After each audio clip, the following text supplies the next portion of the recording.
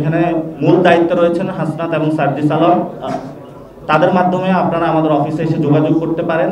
আমাদের অফিসেও একটি ডেস্ক থাকবে যেটাতে আপনারা এসে ফর্ম ফিল আপ করে আপনারা এখানে আবেদন ফর্ম নিতে পারবেন।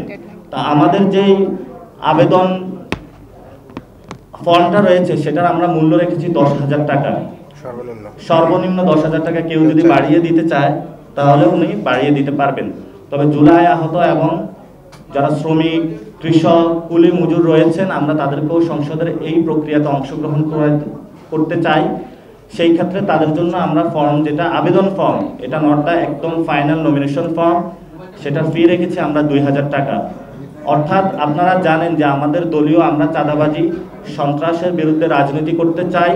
ফলত যারা আমাদের সাথে অঙ্গীভূত হবেন, একীভূত হবেন, তাদেরকে সেখানে একটি নামমাত্র ফি দিয়ে, অন্যান্য যেই আপনারা জানেন ইলেকশনের জামানত ফিটা এবার 50,000 টাকা করা হয়েছে, নতুন যে রুলস রেগুলেশন সেখানে এসেছে। ফলত আমরা ন্যূনতম একটা ফি রেখেছি আমাদের যে কস্টিংটা রয়েছে দল চালানোর জন্য এবং আমাদের ডে টু ডে যে অপারেশনগুলো রয়েছে সেগুলো অ্যাক্টিভিটিসগুলো চালানোর জন্য। আমরা ইনশাল্লাহ আমরা আশা করি যে ইতিমধ্যেই আপনারা দেখেছেন যে কিছু আমাদের প্রার্থিতার বিষয়ে মিডিয়াতে গিয়েছে, সেগুলো কিন্তু আমাদের অফিসিয়াল প্রার্থিতা নয়। তবে যারা বিভিন্ন জায়গায় কাজ করেছেন সেই জায়গা থেকে তারা তাদের ইচ্ছা প্রকাশ করেছেন, মিডিয়া ভাইদের সাথে তাদের যোগাযোগ হয়েছে, তারা সেখানে জানিয়েছেন। আমাদের আহ্বায়ক মহোদয় বলেছেন আগামী 15 তারিখের মধ্যেই আমরা প্রাথমিক যেই আমাদের মনোনয়ন সেটা ইনশাল্লাহ আমরা আপনাদের সামনে উপস্থিত হয়ে ঘোষণা করব। কিন্তু এর পূর্বের প্রক্রিয়াটা বাংলাদেশের কোনো দলের মানুষের জানা নাই যে কিভাবে এই প্রক্রিয়াটা সম্পূর্ণ হয়।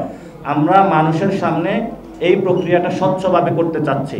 অর্থাৎ আপনি আবেদন দিবেন, অনেক মানুষ রয়েছে, কারণ বাংলাদেশের সংসদে আপনি যদি বড় ব্যবসায়ী না হন, আপনি যদি গডফাদার না হন, আপনি যদি চাঁদাবাজ না হন, তাহলে আপনি সংসদে যাইতে পারবেন না, এই ধরনের কন্ডিশন থাকে ইমপ্লয়েড অর্থে।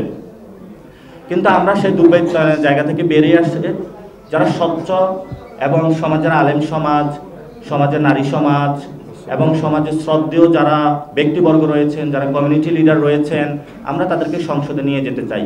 যারা আইন প্রণেতা রয়েছেন, বিজ্ঞ আইনজীবী রয়েছেন, আমরা তাদেরকে নিয়ে যেতে চাই। যারা ডক্টরস আছেন, যারা ইঞ্জিনিয়ার্স আছেন, সমাজের প্রান্তিক লেভেলের যারা শিক্ষক আছেন এবং সমাজের গণ্যমান্য যারা ব্যক্তি রয়েছেন, যারা একদম মানুষের প্রান্তিক লেভেলে যাদের যোগাযোগ রয়েছে। অর্থাৎ কিছু মানুষ রয়েছেন আমরা যেটা দেখি পার্লামেন্টে, তারা শুধু দলের প্রতিনিধি করে। আমাদের আজকের যে জিনিসটা আমরা বলতে চাচ্ছি যে আমরা কোনো দলের প্রতিনিধিকে মনোনয়ন দিতে চাই না, আমরা জনগণের প্রতিনিধিকে মনোনয়ন দিতে চাই এবং জনগণের মনোনয়ন দিয়ে জনগণের ভোটে আমরা তাদেরকে পার্লামেন্টে পাঠাতে চাই। এটাই হলো আমাদের জাতীয় নাগরিক পার্টির উদ্দেশ্য, এই প্রসেস শুরু করা।